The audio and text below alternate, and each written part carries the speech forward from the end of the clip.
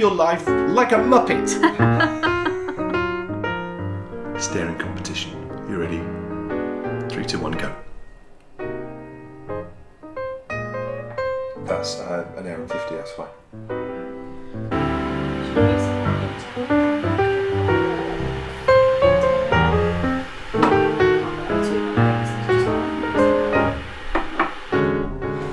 Is Muppet 2 T's or 1 T?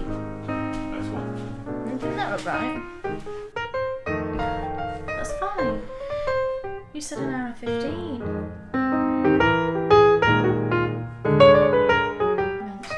What did you think I meant? I want everyone to say this year, have you seen that Obi-Wan Knitter? He's a complete Muppet!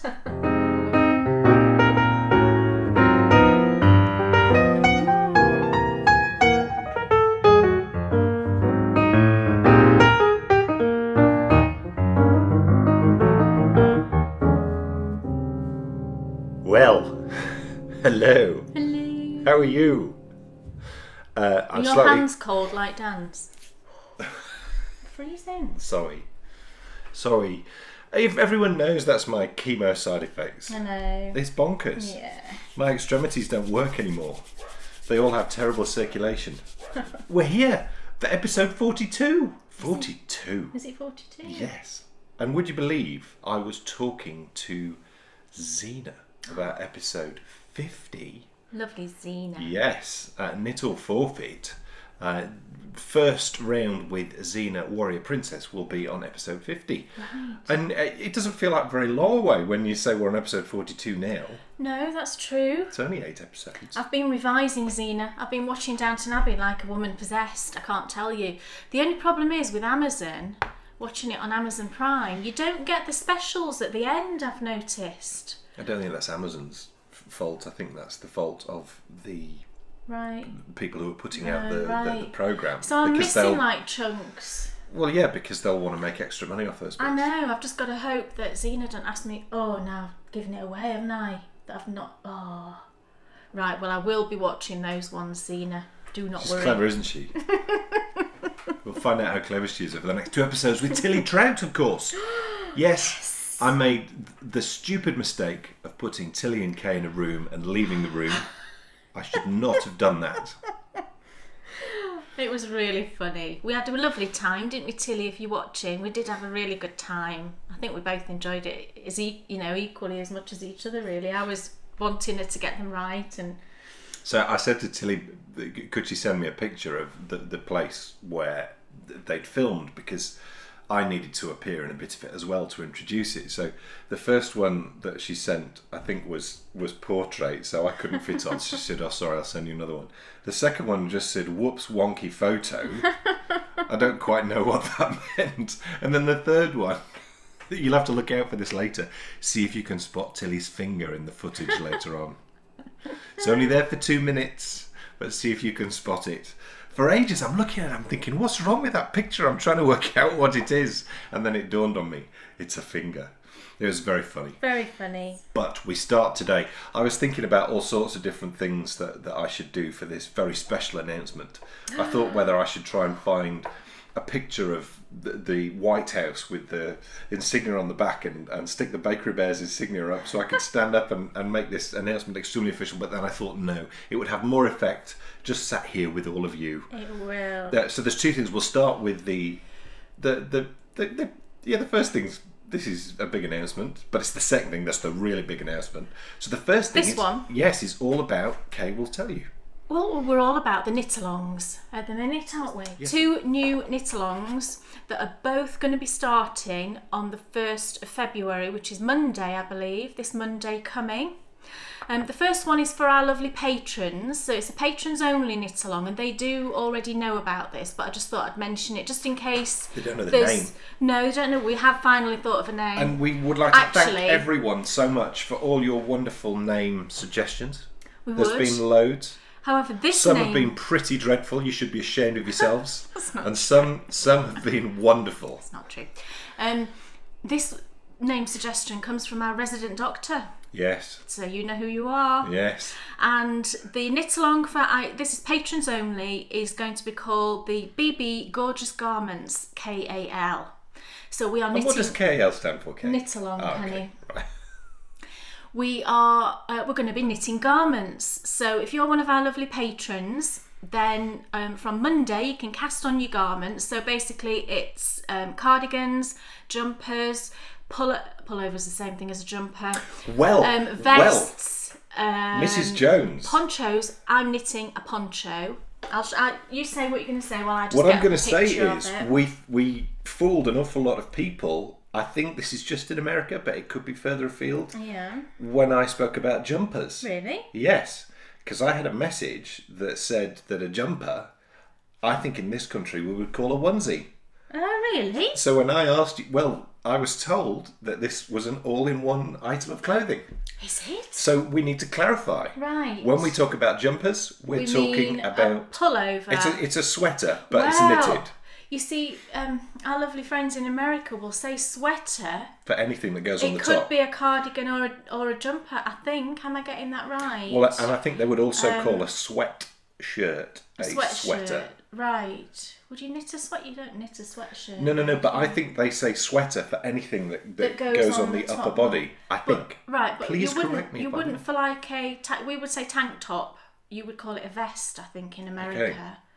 I could be totally wrong. Could you But tell us why is that? Because a vest is something you wear under your clothes. A vest to us is like, Bryony wears vests. It's an underclothes. And I shall wear vests when I'm over 60.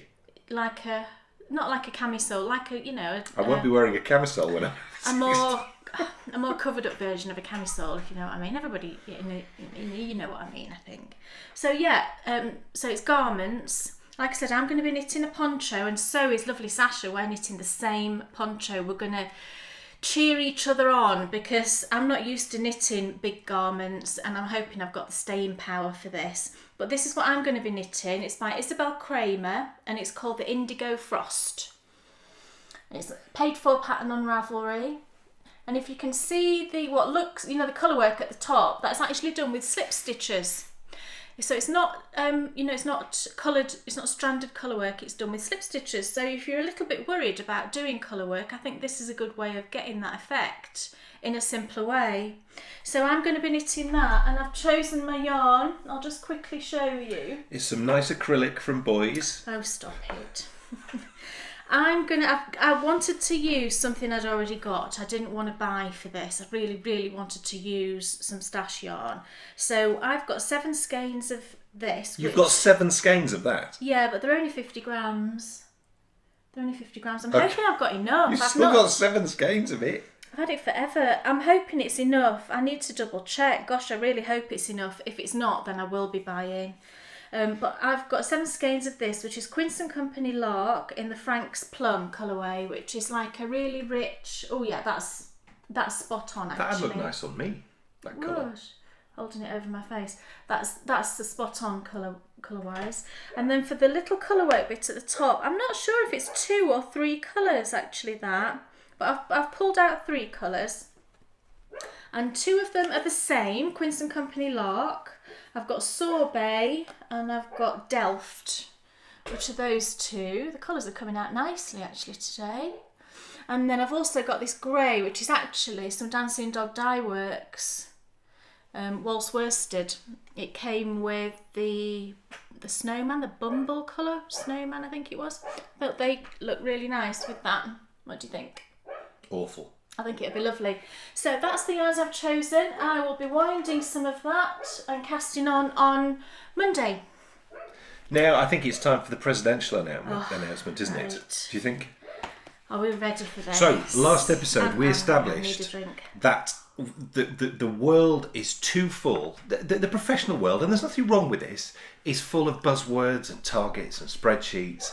And outside of work, we don't want that, thank you very much. But as I have found throughout my life, it's very difficult to sort of cast off that shadow that hangs over you. So you find yourself outside of work living your life to spreadsheets and buzzwords, don't you? You do, Yeah. you do to a degree, I suppose. It took cancer for me to stop. So we need to find an antidote. And the antidote very much is what we think will work for us. And you can, by all means, join in, can't they? Please do. Yes. So what we thought we would do is we thought that we would find the complete opposite to all these buzzwords. The yin to their yang, yes? So what we have decided is that we're going to, for all of this year, we're going to choose our Muppet.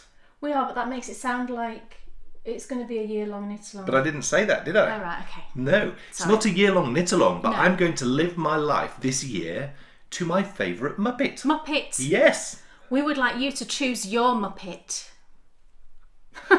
Choose your Muppet, people. Choose your Muppet. So you choose your Muppet, Yeah. and you then, if you wish, you don't have to do this, but I will be taking a picture of my Muppet and I will be sticking it on my Instagram. Me too. And I may well stick it other places too. And in fact, I might make all my public, my sort of social media exposure will all be my Muppet. So you choose your Muppet, and then for the knit-along, which runs from... So we're going to run a knit-along along this theme. And again, we're going to start it on the 1st of February. This is for everybody, not just our lovely patrons. Choose your Muppet! Absolutely. All of you lovely people, we would like you to choose your Muppet.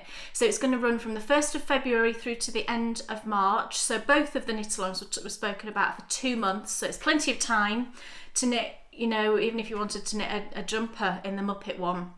There's enough time, I think. And does it just have to be in the colours of the Muppet? Yes. Right. What you need to do, right, when you've chosen your Muppet... Well, let's talk about the choosing of the said Muppet. You can't just go, oh yeah, I'll have that one because I like the look of him or her. You have to have a valid reason for choosing that Muppet, and we would like to know what that reason is. You can post it in the thread. Yeah, but it can be your favourite Muppet. It can be. You will have a reason that Muppet is your favourite Muppet. Please announce to us now, Kay. Choose your Muppet and tell us why you've chosen them. My Muppet is going to be the Swedish Chef. And why is that? Because, well, he's a chef. You know, you all know that I love to be in the kitchen. I love to bake. I love to cook. But he is the absolute polar opposite of how I am in the kitchen. He's, you know what the Swedish Chef is like. He's all over the place and he's throwing pancakes in the air and he's... But to be fair, though, Kay, to be fair, your way of making bagels is the same as the Swedish Chef's. When Kay makes bagels, what she does is she bakes some buns, she then throws them up in the air and she blows holes in them with a rifle. I do. Yeah, just like the Swedish Chef. Yeah. And I do love his colours as well. You know, there's blue and white and pink.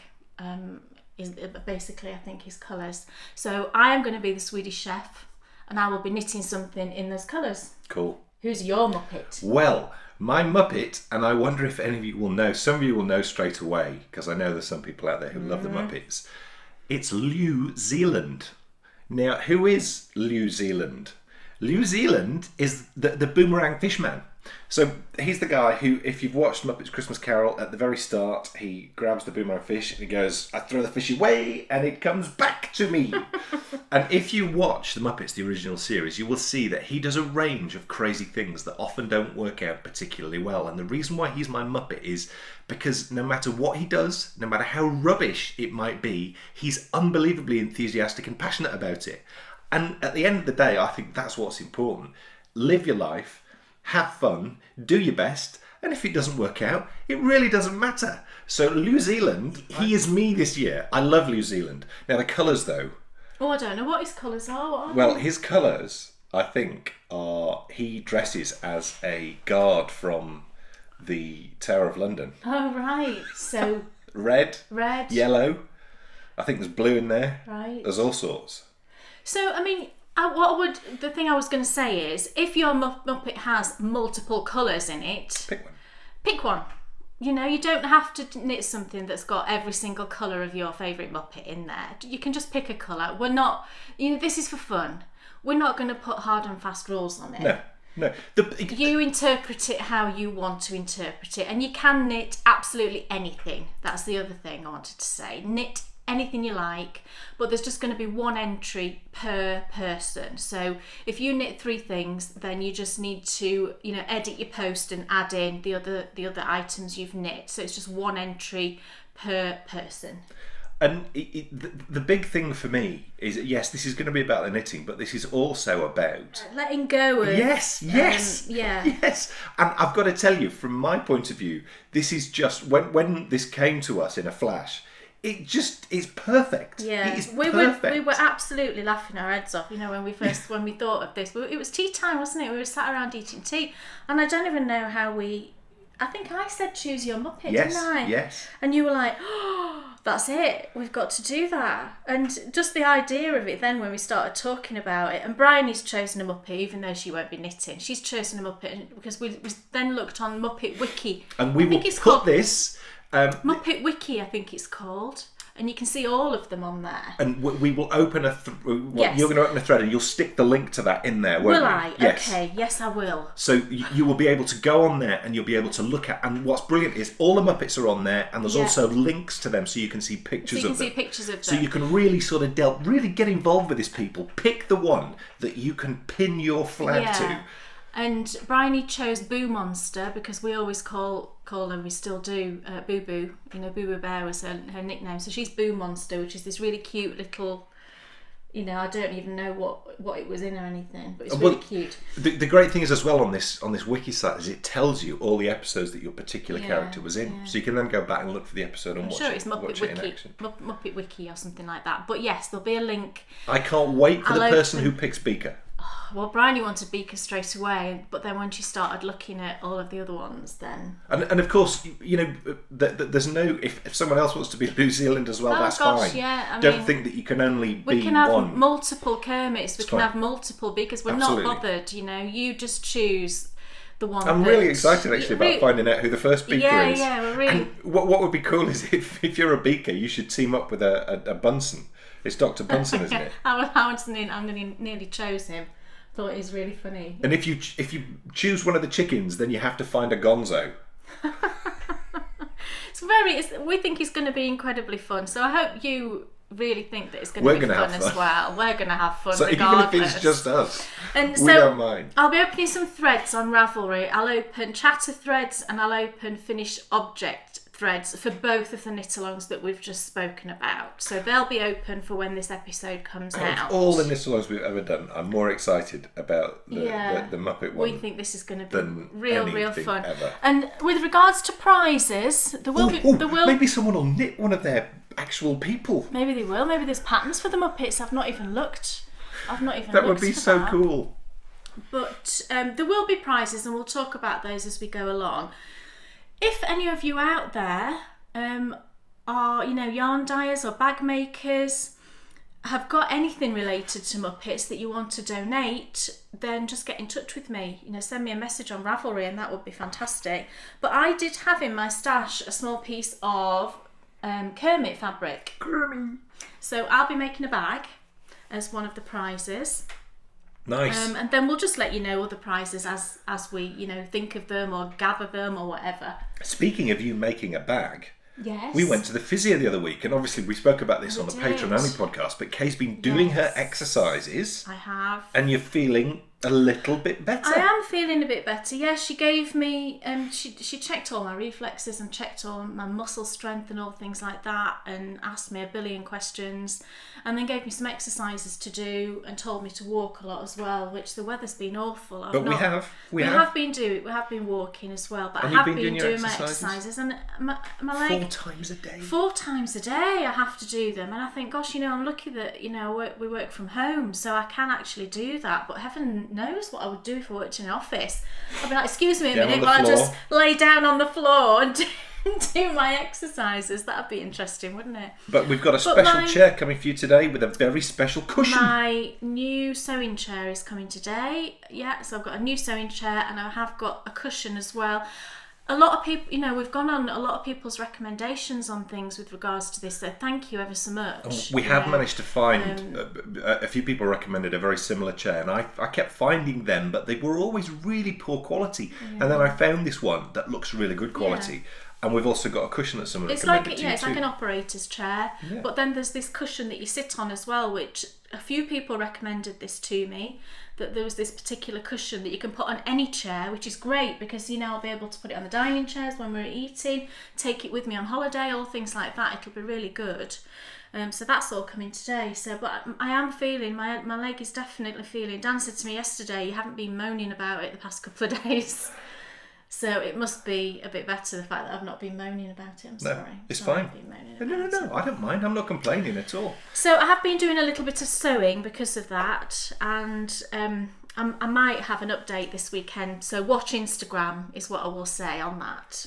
This could not get any more exciting. Choose your Muppet. Choose Tilly your Trout Muppet. versus... Yeah, and we will have hashtags on Instagram. That's the other thing I wanted to say. It'll be in the threads. It'll tell you in the threads. But for the patrons garments one, it's hashtag BB Gorgeous Garments KAL. But obviously share away in the private Facebook group. Yes, on Facebook as well. And for our Muppet, everybody Muppet Cal, is going to be hashtag Choose Your Muppet. Get on it, people. I really want to see those profile pictures appearing. I want to be looking through Instagram and seeing there's a Muppet, there's another Muppet. Oh, there's another Muppet. And then we'll know we're in this together. We want this to go global. Yes.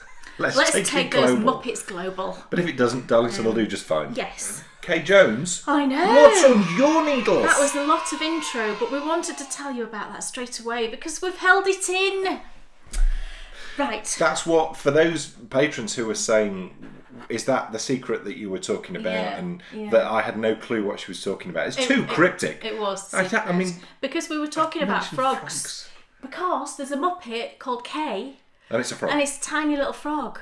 And supposedly That's it's the only one whose eyes move. Is that her or his Like eyes the and- Action Man. Yeah. Who remembers those?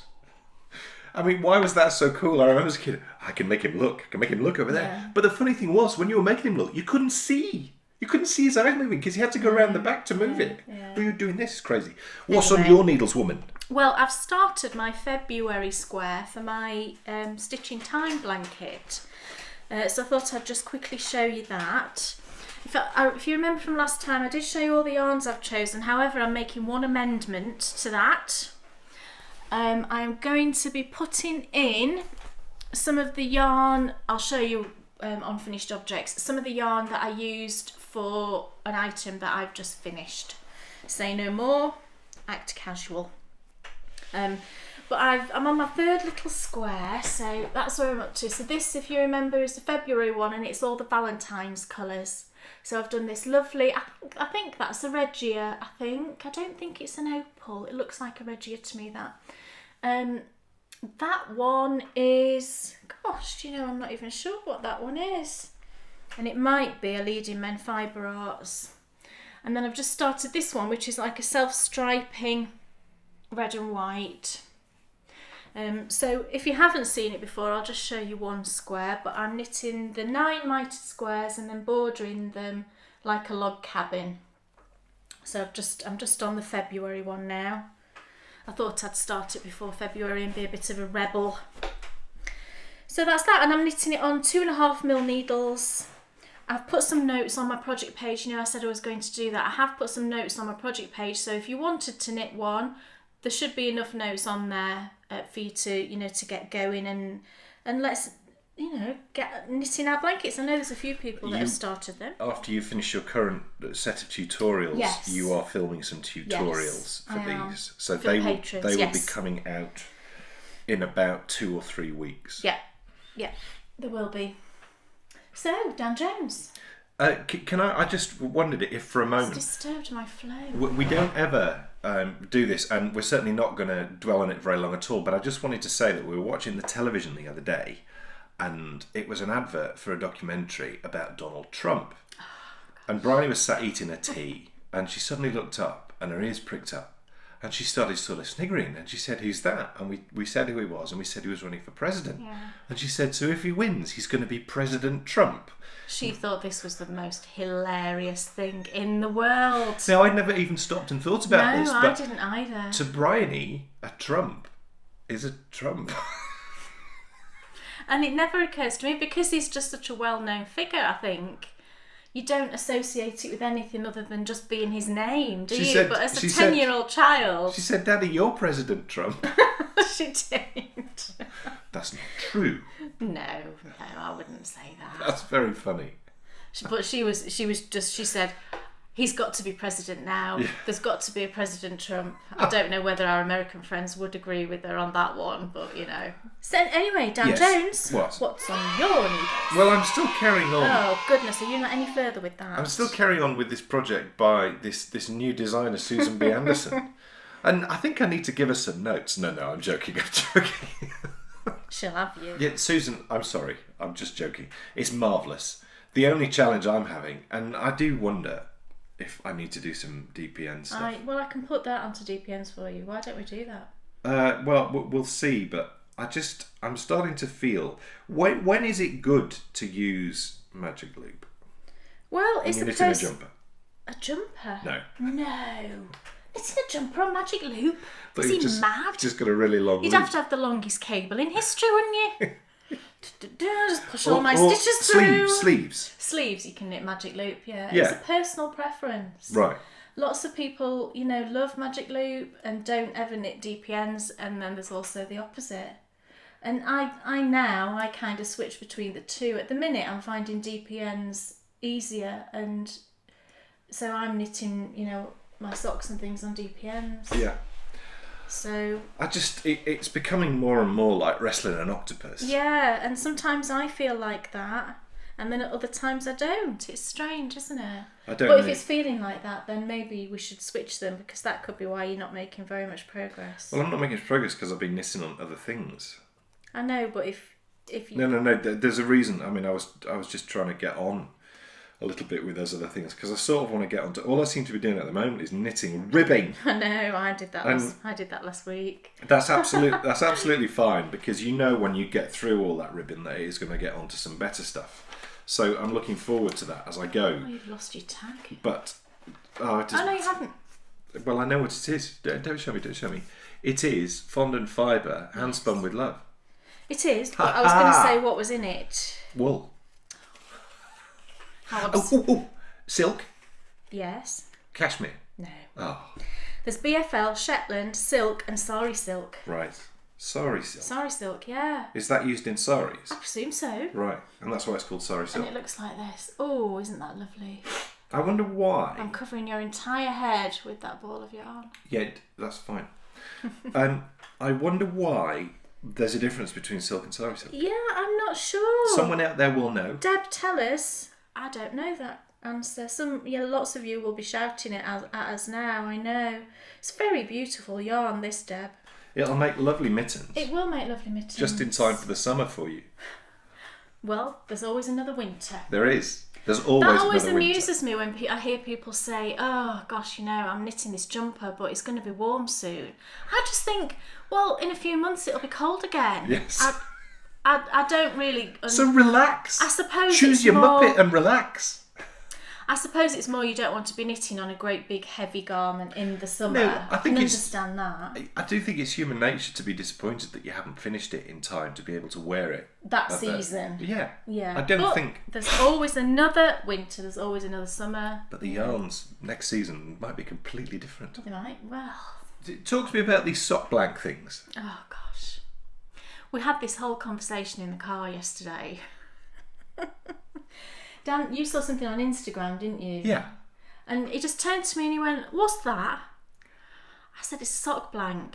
And he's like, what's that? So I had to explain. Everybody, you all know, or I think you will all know what a sock blank is. But somebody who doesn't know. There might be people out there who don't know what a sock blank is. I don't have one to show you, unfortunately. But you can tell everyone like you told me. What it is, excuse me, it's a... Sorry.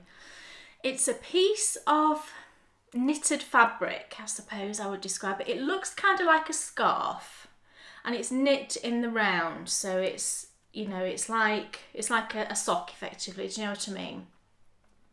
And they're usually about this wide and probably maybe this longish. So it's been machine knit.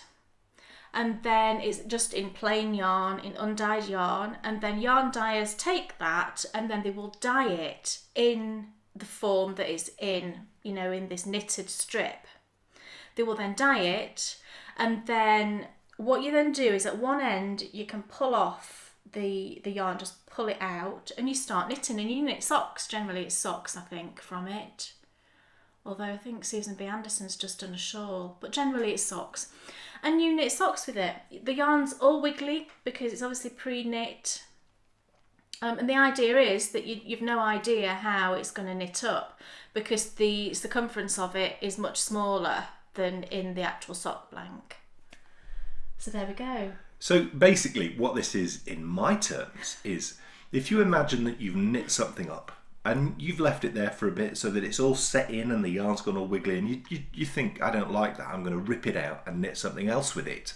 That is effectively what you're doing. Well, you're using second-hand yarn. Not. You are. You're not. Because someone's already knit with it.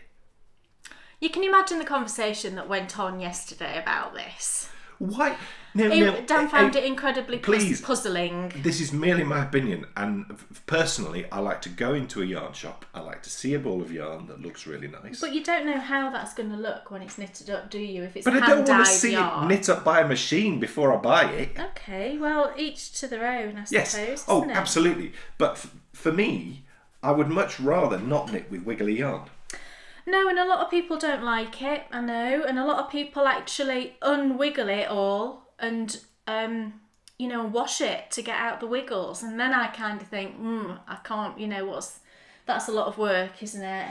But perhaps we're missing something. Perhaps there is a really good and sensible and obvious reason why this is done. Well, I think it's the reason that I've just that I've said, that it's kind of like a mystery thing, isn't it? Because you don't know how it's going to look when it's knitted up, and it's kind of fun to pull the little wiggly yarn off and knit with it. It's fun to rip back your work Basically, and knit something new. Dan doesn't get it, is what the conclusion to this conversation was. I really don't get it. So I think on that note, unless someone can bring something to the table which makes me understand it a bit more and to properly get it, but if that is what it is, I don't get it, and I certainly won't be doing it.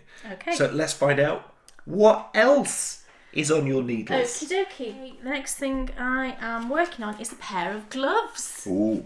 How exciting. Now, let me get out my pattern. This is the Knotty Gloves. It's a free pattern on Ravelry. That's not a brilliant picture of it, but I mean, a lot of people will know this pattern. Can you see it there? Yeah, that's not a bad picture actually. There's the gloves. It's got like this cable section on it. Free pattern by Julia Mueller. I'm knitting these for the knit along with Kay for our lovely patrons.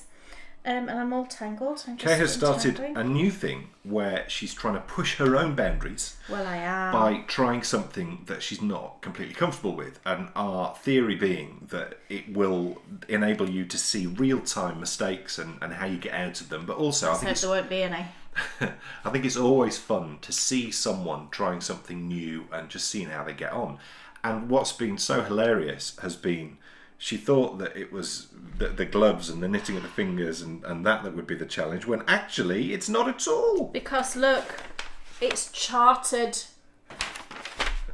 So as you will have seen yesterday, patrons who've seen the video, yesterday's knit along with Kay is called Tackling Charts. And as I said on it, I think it's going to be good for me to do this because, we should face our demons, shouldn't we, I think? And so I'm doing it anyway. A really good start will be if you can tell the difference between a centimetre and an inch. Well, yes, that would be a good start, wouldn't it? Say no more about that. Because that is 6 inches, I'll have you know.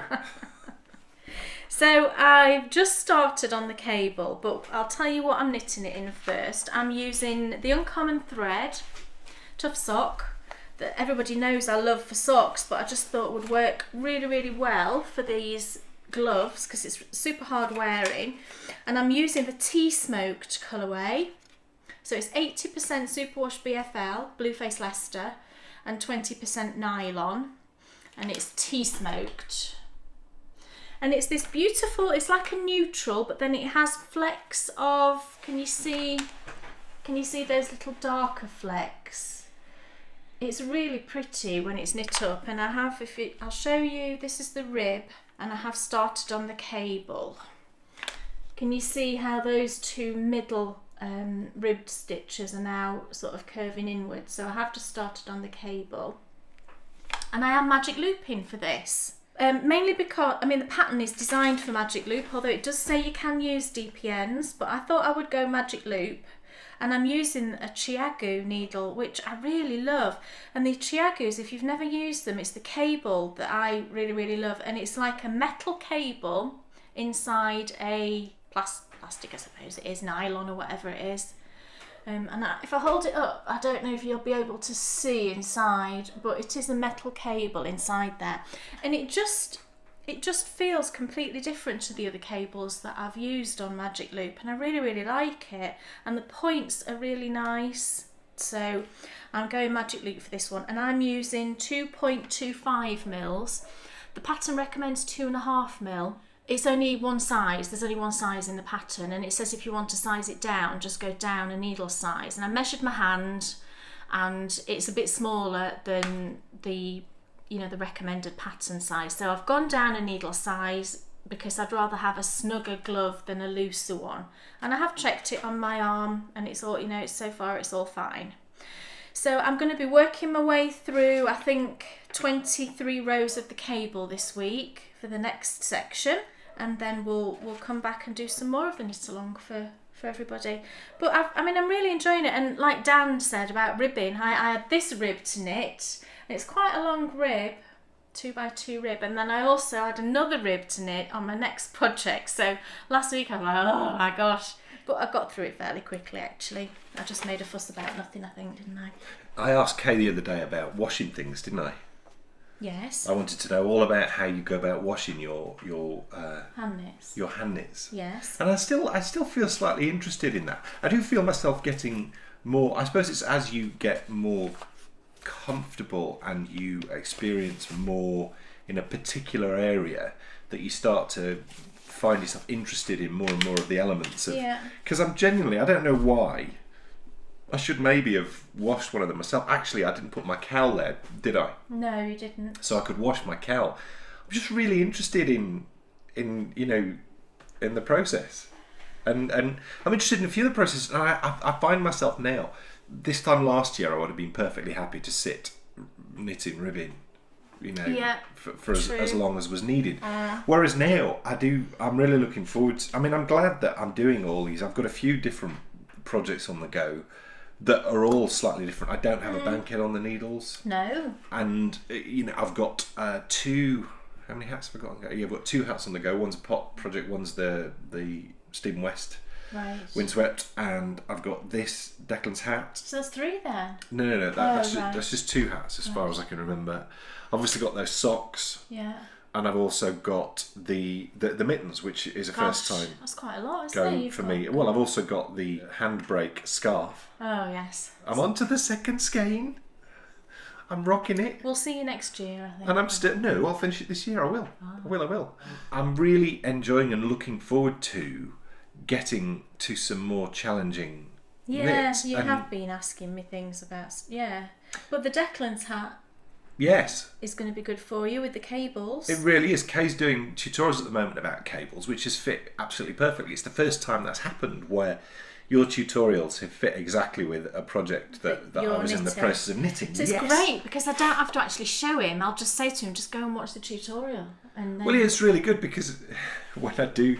I mean, you're very good at showing me things when I do ask, but unfortunately I normally ask at a time when you're a bit tired. Yeah. So you're normally not in the mood to show me. So it's really good that I can just, like all the other patrons, I can just pick and choose and tap and away I go. It's great. So cool. What else is on my needles? Yes. Well, I shall tell you. It's the Declan look at that. hat by Samantha Kirby. Oh, yeah. Yes. Yeah. This was designed for her middle son. Yes. Whose name is Declan. Right. And that makes sense. This is in the Madeline Tosh Baltic colourway. Who is this? Madeline Tosh Vintage. Okay. You didn't get that bit. Come on. You did very well. You did very well to remember all that. Fishing around in here for tags and stuff. No. I just knew straight off. And it's the one that smells of vinegar. Yeah, Madeline Tosh always does. But it doesn't half look good. It does. I mean, it really, really, really does look good. Yeah, it's beautiful. And gorgeous colourway. I think... And I think you forgot like one more row to go, haven't you? Yeah, I think so. I mean, I'm really conscious of not underdoing this. You know, I don't... Rushing it, you mean? No. Not making it too short. Right. But also, I don't want to make it too long because... You know what I feel about... No, it shouldn't be, because... I like perfect length hats. It shouldn't be, but I can always try on yours, which we know is longer. Yeah. But I know I've tried that on one time and it is really, really long, so doing half an inch... To be fair though, I did find a picture, and I must show it to you, Kay. It's actually someone who I know. Right. On the front of a magazine. Yeah. And they have on a hat. And they show to perfection everything I cannot stand about those types of hats. And so actually it's not the hat that I have an issue with, it's the way that you wear it. Yes, that's true. And it's when you pull it back and you show a little tuft of hair at the front and it's all around the back there and you can see it all flopped down the back. I mean, it probably wouldn't look so bad on a lady. It's when a guy does it. Yeah. It's another Declan's hat. Well, what can we say about that? And actually I've got the pattern so I can show you the pattern. And I'm also using Tosh Vintage. Gosh, nice. Yeah. Mine's softer than yours. It can't possibly be. It's Feel exactly it. the same. I don't think it is. You don't think it is? Well, this is interesting. We're both knitting exactly the same hat. And is yours smaller than mine? You see, I think mine feels a bit denser than yours, and that might be why you think it feels softer. You might have, I think I might have given you a bigger needle because you knit tighter. Yeah, you have. I don't understand any of what you just said. So mine feels softer because it's not as dense. I think yours is just not quite as dense as Right, mine. But okay. once they've been washed, it'll become much of a muchness, I would think. Right. So I am also knitting the Declan's hat, as Dan's just said, and I'll show you a picture of it. Again, this is a free pattern on Ravelry. And a number of people asked us to do a knit along for this, but we decided in the end it might be better just to run it as a cable tutorial, so that's what we're doing. So there's the Declan's hat. Lovely, lovely cables. And I'm a little bit further on than Dan. I'm actually on the cable pattern now. And I'm using Tosh Vintage, the same as Dan, but this is the Steam Age colourway. And I am at that stage. Isn't it lovely, the colour? And you can see I've started, where's the cable? Let me just have a look. It's here. It's either side of, can you see that little garter section in the middle there? The cables have started moving here and on the other side. Really pretty colour. And my friend Sally is knitting is it a cardigan, Sally? I think it's a cardigan, isn't it? In this same colourway. It's a beautiful colourway. But can I show you something that happened? And I wish now I'd cut the yarn. I was knitting away on the ribbon and then I came across a join.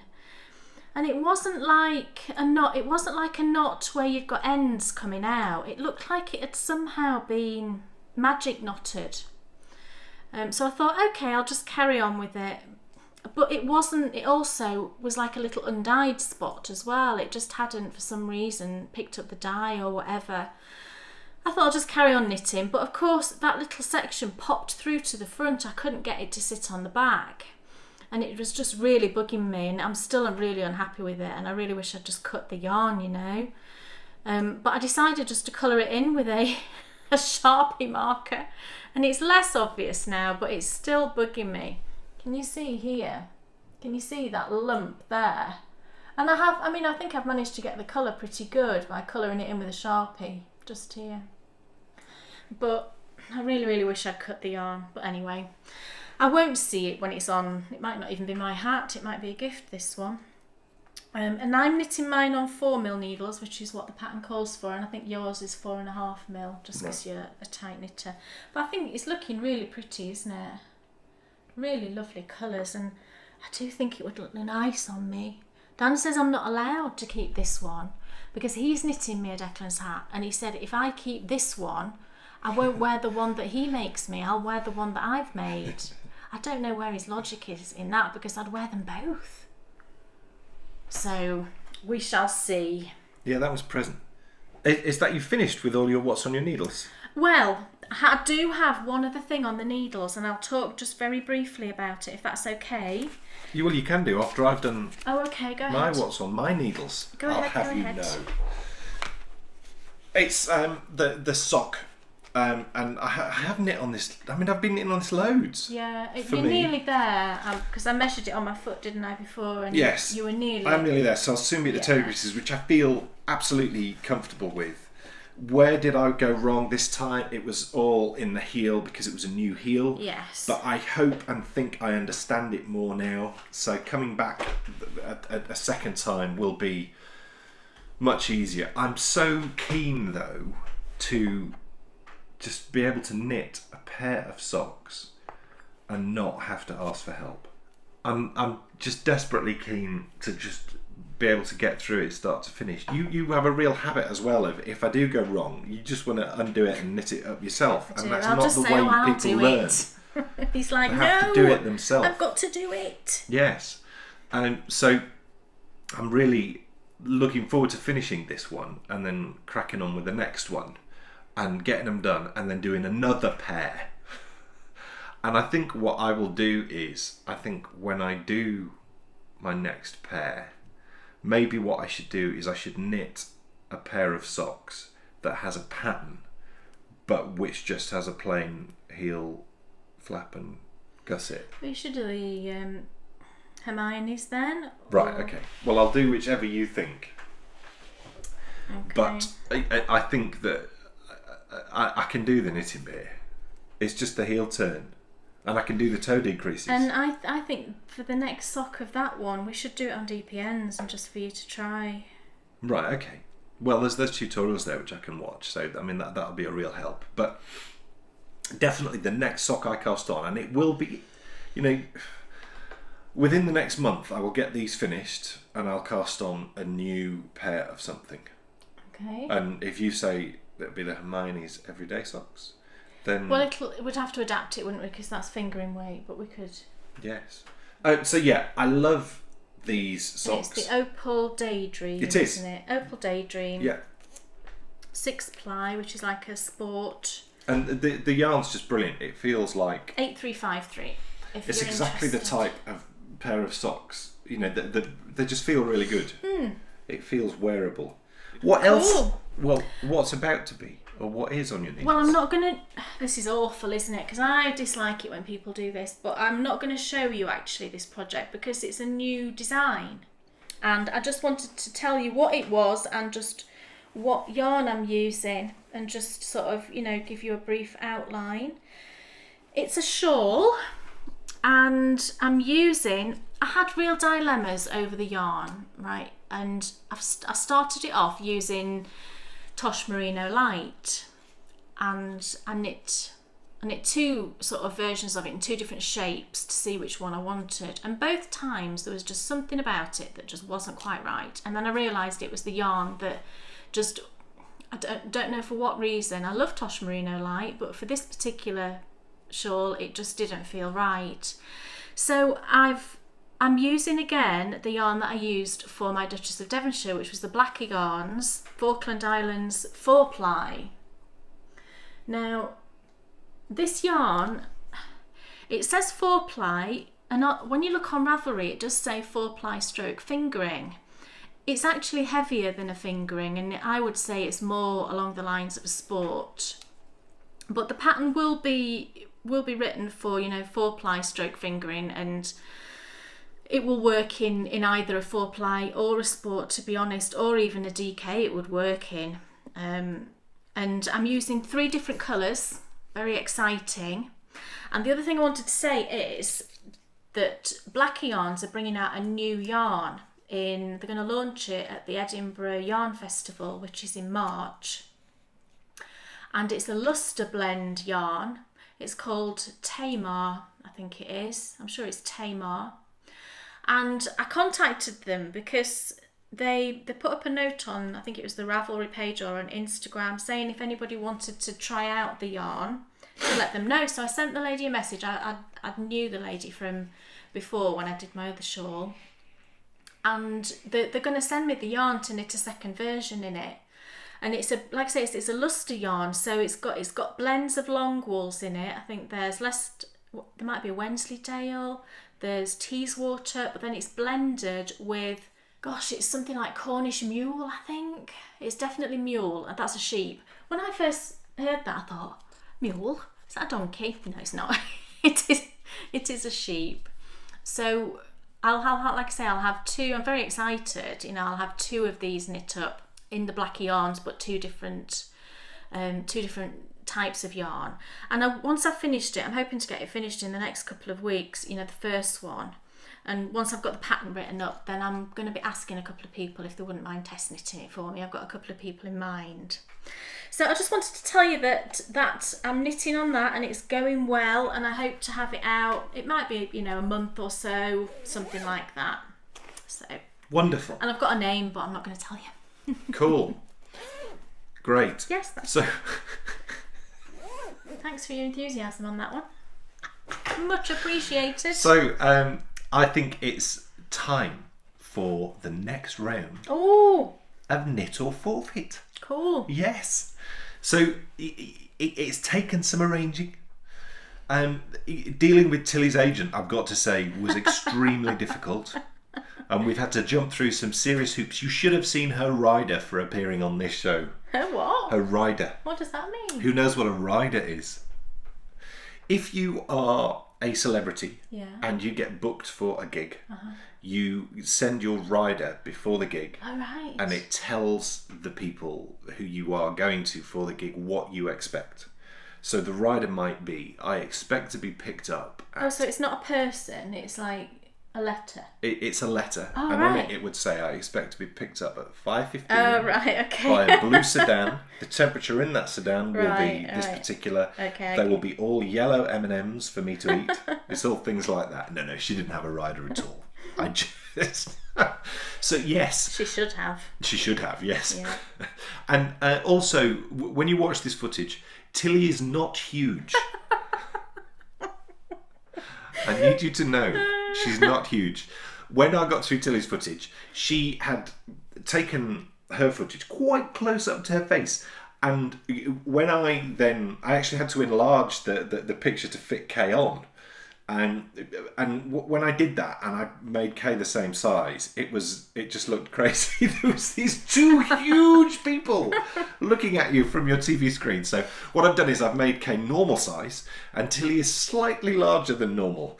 But yeah, it just adds to the fun of it. It does. I think. It absolutely does. So enough talk from me. I think we should go over to Tilly's house and find out how she does in this first round of Knit or Forfeit.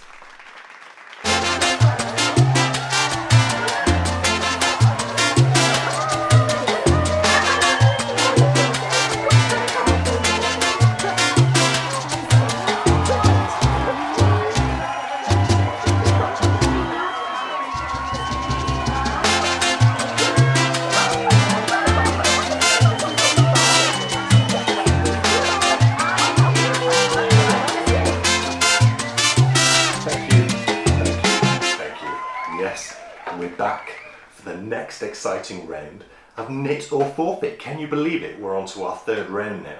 The first round was, of course, when Kay beat me. The second round we just did at the start of the year with me and Nathan, and that was just the business. I loved that. And we drew, and I am in the process, and he is in the process of doing our forfeits. Today, it's all about the trout versus the bear. Yes, it's taken some time to arrange, but we have managed. We spoke to their people, and their people spoke to our people, and yes, we've managed to get the two of them in the same room. I can't believe it. I'm so excited. Now, before we meet the contestants, and of course you'll see I'm actually in Tilly Trout's house, which is amazing. It's very beautiful down here. It's very flat down north, very flat, but beautiful. It's by the sea, and I had a lovely walk on the beach earlier. Now, let's just go over the rules. Let's just remember the rules. There's 10 questions. 6 are all about knitting. 4 this time, the specialist subject is cooking. Very exciting. And we have 3 lifelines. So if at any point anyone needs to call on a lifeline, they've of course got 50/50. They've got Ask Instagram, and they have Text a Friend. So there's 3 lifelines now that they can call on. I think I've covered everything, and I think you're desperate to meet the contestants, aren't you? I know I am. So yeah, I think we should get on with the 3rd round of Knit or Forfeit.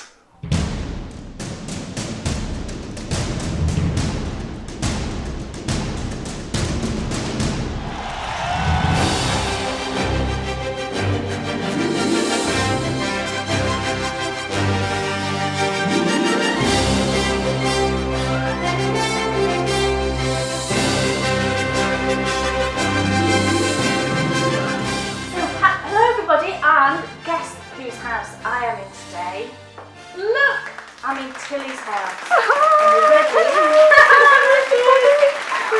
Special guest. So, Tilly, are we ready for question 1? No. Will I ever be ready Yes. for question 1? I'm going to go for it then. Go on. You're going to go for it. Ready? Yeah. Question Right. 1. Which Yes, hand-dyed yarn company started life in 2005 when 2 brothers-in-law started dyeing wool in their kitchen in Montevideo? Oh, flipping heck. Was it? No, listen to the answers. Okay, Was I'm listening. it A, Fiesta Yarns? Was it B, Manos del Uruguay? Was it C, Malabrigo Yarns? Or was it D, Dancing Dog Dye Works? Oh, isn't Dancing Dog Dye Works female? Well, shall I ask you the question quickly again? Do you want it again? Yes, ask me again. So, which hand-dyed yarn company started life in 2005 when 2 brothers-in-law started dyeing wool in their kitchen in Montevideo? I hope I'm saying that right. Where is Is that? it A, Fiesta Yarn? Montevideo, yeah. I suppose if I told you where it was, it might give you a clue. It's very A, emphatic. Fiesta... Is it Fiesta Yarns? Yeah. Is it Manos del Uruguay? Is it Malabrigo? Or Dancing Dog Dye Works? What do you think? Can I start off with a 50-50 on my first question? You Go can on then. start with a 50-50. Yeah, okay. Go on then. So we'll take away 2 answers. So the remaining answers are Malabrigo yarn or Yes. Fiesta yarn. Malabrigo, I'm going to say Malabrigo. Because I haven't She's ever saying heard. Malabrigo. I'm saying Malabrigo. What do you We'll think, go Kay? Okay, Malabrigo. Do you think she's right? Yay! You're right! I'm much cleverer than I thought. You are, you see. You worried for no reason. Absolutely worried for no reason. Yes, I think so too. Right, question 2. What was the first work in progress that you physically showed in episode 1 of your podcast, published on the 12th of October 2014? Oh. Was it A, the Warriston sweater by Kate Davies? Was it B, the granny square blanket that you made in Malabrigo worsted? Yes. Was it a knitted teddy bear or a knitted mouse? Now, I think if it was a work in progress, it was either the blanket or the Warriston. The Warriston was a work in progress for a long time. I remember, yeah. Yes, and I ripped out months of cable work that was the first thing that wool was going to be. Gosh. Okay. It Are you is ready? Yes. the blanket. The blanket, the granny square blanket. Yes. Are you right? Yes, you're right! You've got 2, so you're happy. You're very good because I wouldn't remember remember what the first thing was that I showed. I'm sure. I think Dan's asked me that actually on one of the questions. Oh, did he? Yeah. Yeah. I How think long so. have you I've been not on got a clue. Ravelry then? I bet you've been on longer than I have. Gosh, not that long really. How long have Wasn't you it wonderful when I maybe, discovered yeah, Ravelry? Wasn't that a 3-4 lovely years, thing maybe? to discover I know. Ravelry? That was great, wasn't Yeah. it? Yeah. Transforms your knitting life, doesn't it? It does, doesn't it? Ready. Question 3. Which Scottish yarn company was formed in 1798 in Aberdeenshire and boasts a range of fancy yarns called Castle, Super Soft Donegal and Super Soft Denim? So which Scottish yarn company? Is it A, J.C. Rennie and Co, B, Alexanders of Scotland, C, Todd and Duncan Limited, or D, Jameson's? Oh, I don't think it's Jameson's because they're Shetland. Yeah. Tell me the first 3 again. They were, so it's which Scottish, the first 3, J.C. Yes. Rennie and Co, Alexanders of Scotland, and Todd and Duncan Limited. Oh, I'm going to go for a guess. I'm going to go for a guess. Go on then. A. J.C. Rennie and Co. A. Final answer. Oh, yes. I'm like Chris Tarrant, aren't I? Final Yes, answer. you are. Yes. J.C. Rennie and Co. is correct. You're kidding. I've never heard that before. It's right. Oh, I like this. Every week. You see? Yes, it's all right. Yeah. I didn't know that at all. I have to say that it was a guess. I didn't know that either, but I would have No. guessed what you guessed as well because I didn't think it was Jameson's because No. they're all the Shetland, like you say, and I hadn't heard of the other 2. I would love to go to Jameson's, would you? Oh, the wouldn't colours that are be just amazing, a aren't they? dream? Yes, and to see their Yeah. wall of colour. How lovely Yeah. would that be, hey? Did you knit a sweater in it? In I Jameson's? I did, and I And- loved it. Do you? Yeah. I've only ever knit a doll. I knit, can't remember the name of it now, but the whole doll was clothes and everything were knit in Jameson's, and I love knitting with it. Yeah. It's really I don't nice know. to knit with. I don't feel scratchy at all around my neck, so Itchy. yeah, I don't know if other people do with that, but I don't, and I really like it. And it must wash really lovely as well, I think. Oh. You know, the non-superwash yarns, I think they wash much nicer. Yes, I think they do as well. They come up lovely and Yeah. plump, don't they? And you feel Oh. you're wearing real wool, don't you? It's A lovely. proper jumper. Yeah, a proper jumper. Anyway, Anyway, shall we go on to question 4? let's go on to question 4. Are you ready? I think you'll get this one. Do you? Ooh. Question 4. Who wrote the book 200 Fair Isle Designs, which you featured in episode 29 of your podcast? You're thinking now, aren't you? Yes.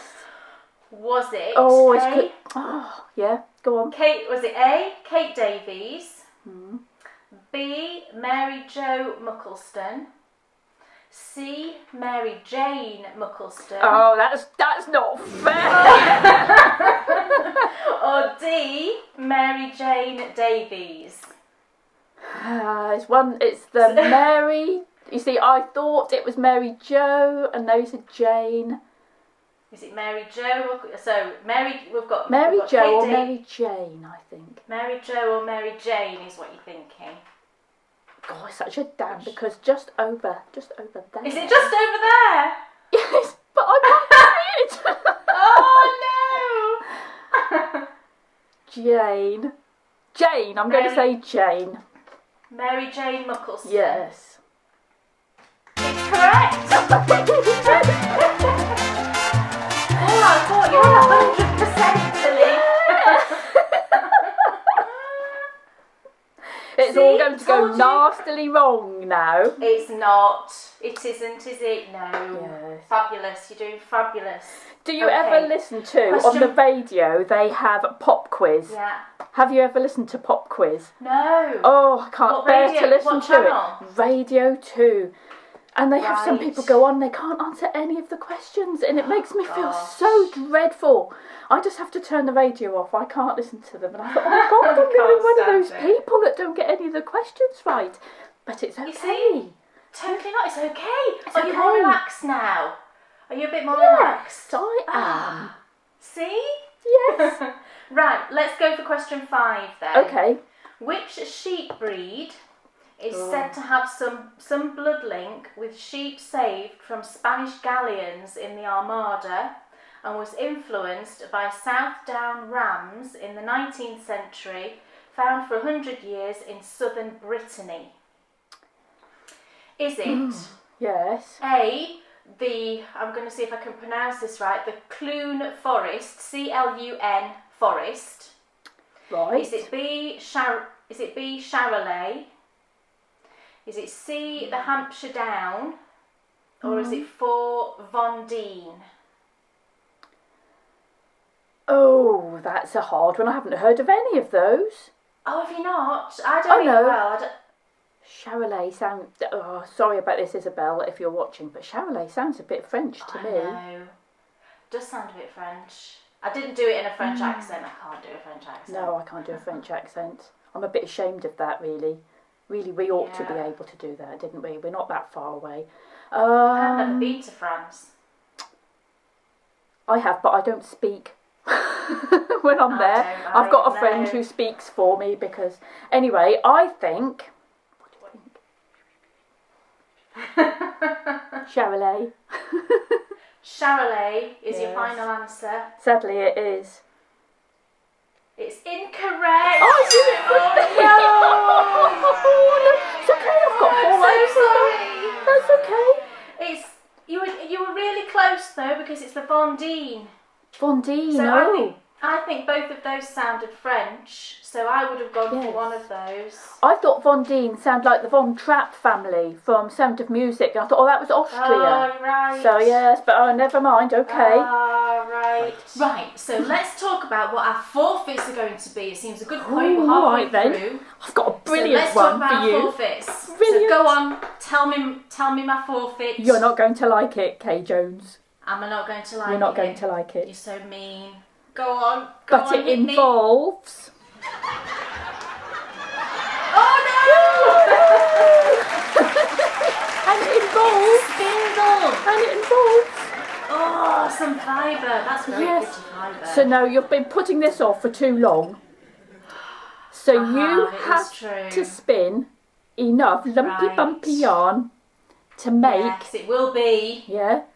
A egg cup cozy, or a little heart, or just something really tiny, a pin cushion. Right. Something really tiny. Okay. Just spin enough just to do that. Bet you don't want to lose now, do you? Oh, I certainly don't want to lose. I'm going to win now. I've got to spin. Oh my goodness. She's such a meanie. You're such a meanie. I know, I am a meanie. Right, I'm going to tell you what I'll tell you what yours is now, and you'll think I'm even more of a meanie. Okay, go ahead. Do you remember the socks that you knit for Mr. Trout that you really hated knitting and you almost bleached in the bin? Oh. And so he didn't get a pair of socks, because I know that you had those ones, didn't you, in the end? Yes, that's right. I would like you to knit Mr. Trout a pair of socks out of some opal yarn. Oh, Doesn't have to be the same opal yarn. Any opal that you've got, but Mr. Trout should have a pair of socks. I swore that I was never going to make men's socks again because they're so huge. And they are huge. Tell me. On, don't they? No, tell me about it. I thought I'd knitted my last pair of men's socks. I don't think so. I bet I end up doing them. Oh. Okay. So I shall be spinning, and Tilly will be knitting man-sized socks. So I have no idea which of those is the toughest, really. Oh, spinning. I'm going to say spinning because I want to win. Okay, so we're halfway through. Yep. We're on question number 6. So it's the last question on knitting. Okay. And then we'll be going on to baking after that. Okay. So, question 6. What hat pattern, named after a coal mining town in Banff, I can't say that word, Banff, Banff. National Park, Banff, it's hard to say, It is. was published in May 2012 by Susie Gawley. Is it A, Belcourt, B, Brûlé, C, Bankhead, or D, Echo Hill? What do you think? Do you have any idea? I have no idea. Let me think about it. I want to say the Bankhead, but I aren't sure.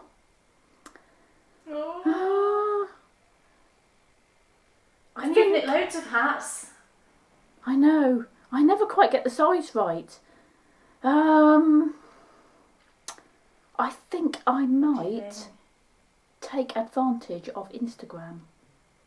Okay. And ask You're gonna ask Instagram. Yes, I might. Right. Okay. Let me open it up. Okay.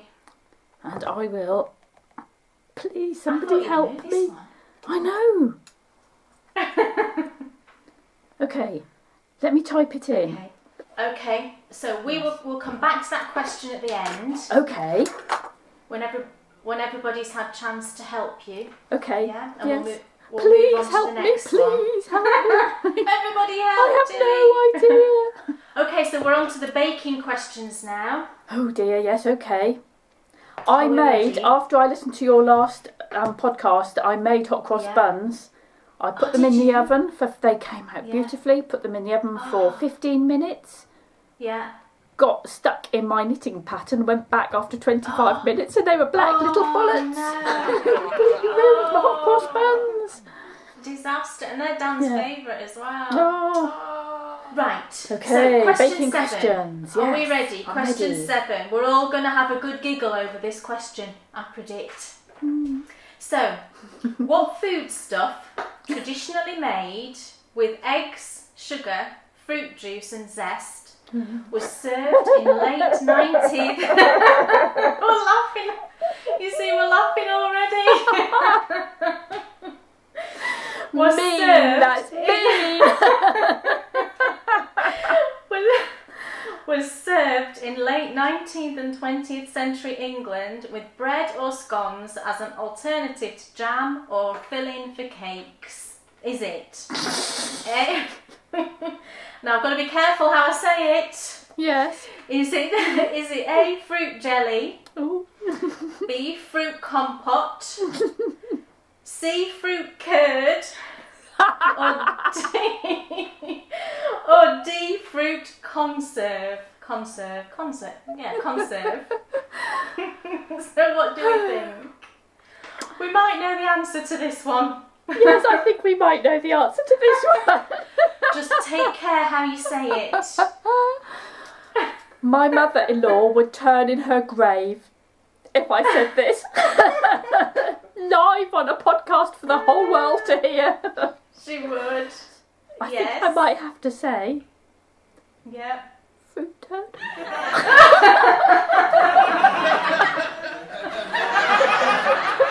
Yeah, of course, yay, she's correct. Fruit curd. I'm sure that's what you said. I'm sure you said fruit curd. I did say fruit curd. What was his name? Is it Hamish? No. McSporran. Hamish McSporran. McSporran. I wanted to call him Hamish Macbeth. I don't know why. Okay, question 8. Okay. In 1903, a rich and elegant cake made of thin layers of almond sponge interspersed with chocolate ganache and coffee buttercream premiered in Paris. What was it called? Or what is it called? Is it A, a Baroque cake? Is it B, an aria cake? Is it C, an opera cake? Or is it D, a Renoir cake? So 1903, a rich and elegant cake. It sounds delicious. It I really want does, it, doesn't it? I want a piece right now. Should we just nip into the kitchen and make one? Whip one up? Wouldn't that be good? So would they have had the cake after they'd been to see an aria, Maybe. a Renoir exhibition, an opera, and what was the other one? Baroque. Baroque. Have you heard of any of those cakes? I've heard of one, Okay. but I didn't think it was Paris. Right. I'm going to say, because you wouldn't go to an aria, that would be part of something else. Right. So I okay. think that you would have a coffee cake after you had been to the opera. So I'm going to say opera cake. Opera cake is your final answer? I think it is. You're correct. Yay! You are! And I knew that one only because they made it on the Bake Off one time. Did they? Oh, because I They did. didn't watch And- the first Bake Off. Oh! Go on. You see, I didn't know whether you would have watched it or not, but it has like this really glossy chocolate, which will be the ganache, presumably, on the outside. And then they Yes. piped on opera in white Oh, I sort didn't of see that one. icing. Right. We've got one to go back to. Yeah, oh, I've got some And, answers. oh good. Let me have, I'm going to put my spectacles on. Hold on. Go on then. Yes, they're all the same answer. They're all the same answer. But they're not the answer Shall I we- thought. You know the answer. We're going to Yes. go back now to question 6. Yes. Which you have asked the audience, and you're happy that you've got an answer. Yes. Then question 6 was, what hat pattern, named after a coal mining town in Banff National Park, was published in May 2012 by Susie Gawley? So we've got Belcourt, Brule or Brule, Bankhead or Echo Hill. Shout to me So what's Instagram, and they're all shouting back, Bankhead! Yay!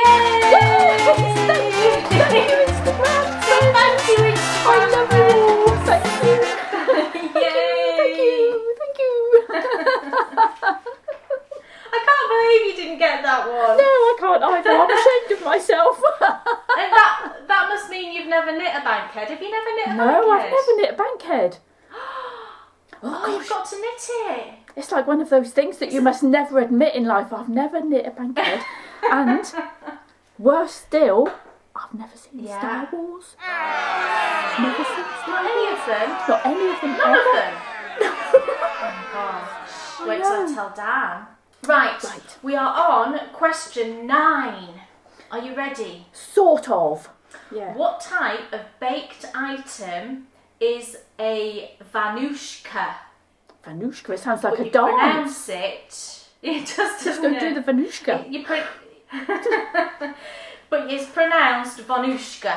Vanushka. Okay, Yes. so is it A yeast bread? Yes. Is it B, a biscuit? Hmm. Is it C, a quick bread? Or is it D, a muffin? You can't possibly have a muffin called a Vanushka, I think. Yeah, a muffin called a muffin? Vanushka. Can you- Muffins are just such a homely little thing, aren't they? They just don't Yeah. sound exotic enough to be a Vanushka. You could go into Starbucks, couldn't you, and say, can I have a Yes. cappuccino and a vanushka, Yes. please? That wouldn't work, would it? So I don't think it's That wouldn't. a okay. muffin. And I don't believe it can be a Okay. quick bread. Right. Because it sounds too Russian. And I just don't Yeah. think they do things quickly. I think that they do Right. things with, I don't know, put a lot of effort into it. Yeah. So I don't think it's a quick bread. And I don't Yeah. think it's a muffin. Right, so we've got biscuit or a yeast bread. or You're yeast down bread. to there. Biscuit or a yeast bread. You wouldn't dunk a Vanushka, I don't think. Would you? Well, you're not going to tell me, are you? Well, I'm not going to tell you, am I? I'm not going to say. Well, actually, you would. Hold on, I'm just going to dunk my Vanushka. I don't Yeah. think so, somehow. So I am going to guess yeast bread. That is my Yeah, the final yeast bread. answer. Tilly's final answer, I'll get it the right way around, is a yeast bread. Is she right? Is she right? Am I right? Am I right? You are right. Yay! You are right. This is easy. I don't know why I'm worried about these questions. I told you. It is right, and it's from Czechoslovakia. Oh, right, Czechoslovakia. So So you weren't far off, I suppose. I mean, it's easterny, Eastern Europe, Bloc. isn't it? Oh, it was, Eastern wasn't Bloc. it? Mm. It was, yeah. And it's an almond and raisin bread. Oh, and they have it lovely. traditionally at Christmas. Oh, lovely. So you should look it up and get your son to make you one. Yes, I know. Do you know he makes me nothing? He's a chef and he makes me nothing. Yeah. Oh, He comes home and gosh, says, well, it's not on, is it? the only thing he'll ever do for me in the kitchen is I can never chop up a butternut squash. They're really hard work. You put your they're knife really in, hard. your knife gets Yeah. stuck. That's the only thing he'll ever Yeah. do for me is chop up my butternut squash. He says, Okay, we are on question 10. question 10. It's the last question, and you've only got I'm one a wrong. bit sad so that it's far. the last question. Oh Okay, no! You go were on. so worried. Yeah, say it slowly so we can enjoy I will it. say it slowly. It's got a lovely word in it. I Has love it this all? word. Go on It's then. got a lovely word, and it makes me want some. And I even want, if I ever had a dog, I think I'd want to call it this. Pumpernickel. Oh, I love that word. it's lovely, isn't it? Pumpernickel. Pumpernickel is a dark bread Yes. from the Westphalia region. Westphalia, I said that wrong. Dan corrected me. Westphalia, I think is how you Westphalia. say it. Okay. Westphalia region in Germany. Mm. So flour from which grain is used to make it? So pumpernickel bread, Yes. what grain is used to make it? Mm. Is it A, spelt? Is it Yes. B, rye? Yes. Is it C, wheat? Or is it D, barley? Have you ever had pumpernickel? I've I never had have. it. Have you? Right. Yes. In Germany, Right. and I thought it was awful because Oh, did you? it just tasted different Is it to how I heavy? thought. Yeah. Yeah.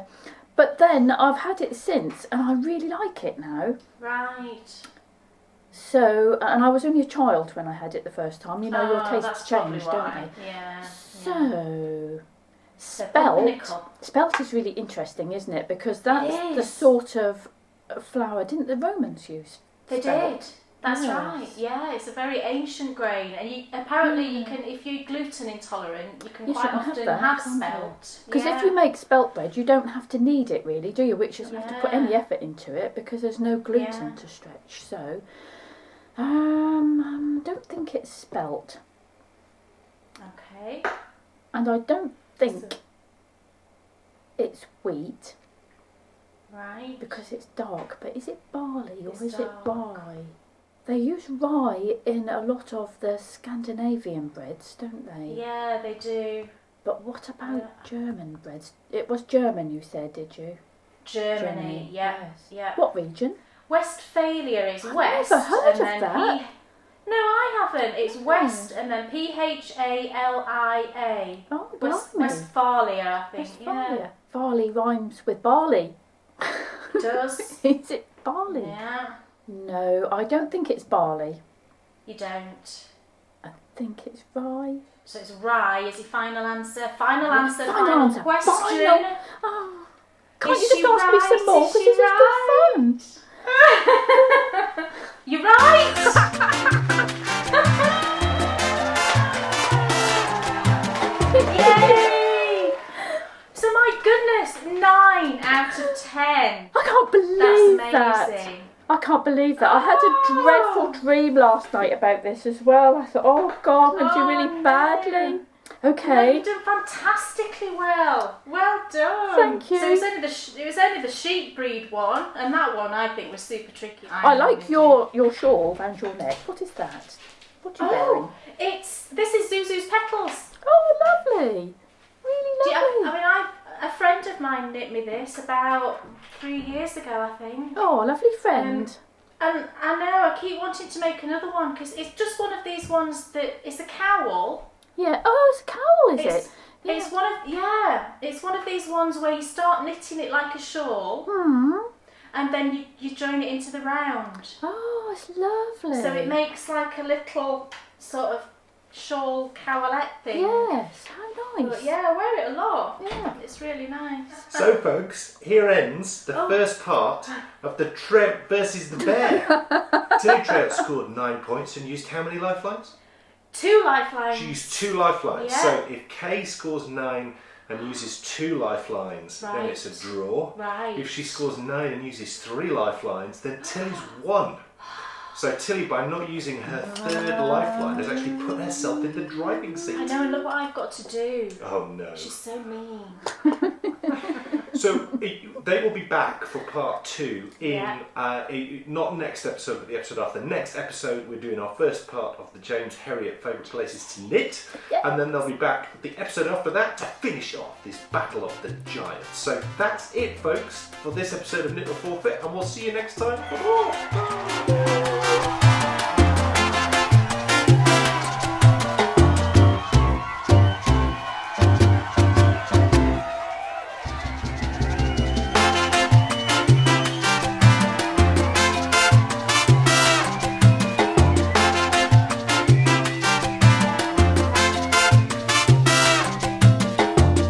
Wow, that was amazing. Oh my goodness. I just have to say, Tilly Trout, you're amazing. You did so well in the instructions that I had to give for being able to green screen and doing the sound and all the things that you did. So you're an absolute star. Thank you so much. Thank you, And Tilly. it was the most fun I've had, although I haven't finished editing it yet. So maybe come back to me when I finish. No, I'm only joking. It's the most fun I've had editing anything, I think. It was constantly making me laugh. And I hope it did you too. And we got it all to do again. We have. Which is going to be so amazing. So the next part will be not next episode, because next episode is all about James Herriot, and I'll tell you more about that in a second.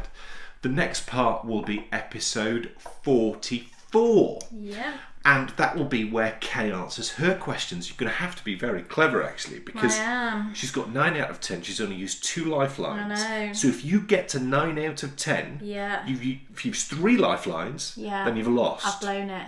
If you've used 2 lifelines, you then have a very tricky situation. Because if you get to question 10 and you use another lifeline and you get it wrong, you will have got 9 out of 10 used 3 lifelines and you'll have lost. I will have lost. So it will be a case of, do I gamble everything and go for the win? Or do I take the draw and we both do our forfeits? I know which you'll do. Most likely I won't have the brain power to have computed all that you've just No, said. I'm telling you now, if you get to that point, I'm going to write it down on a big piece of paper and stick it on the wall. If you get to this point... You have 2 decisions.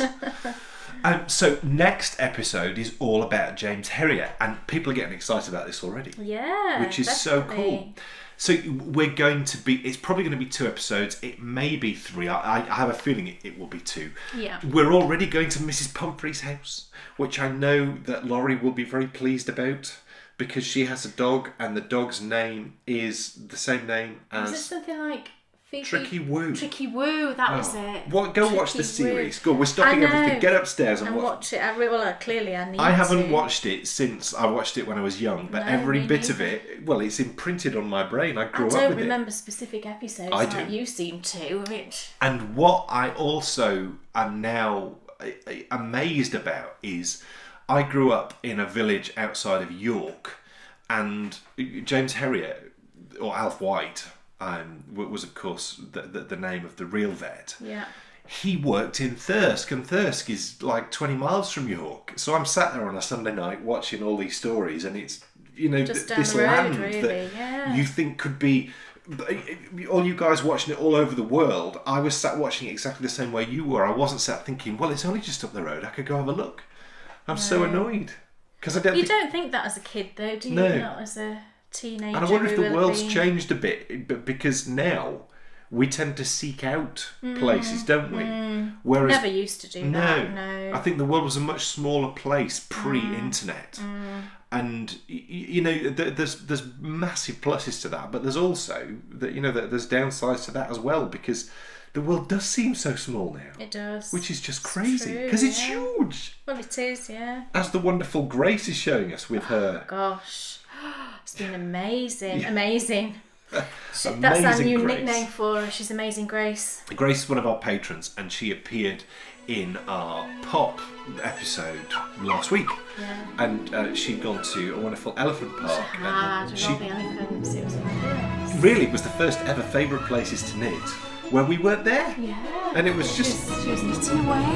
It was so cool to edit that and, to get it from her. And it's just great working with Amazing Grace. Amazing Grace. Yes.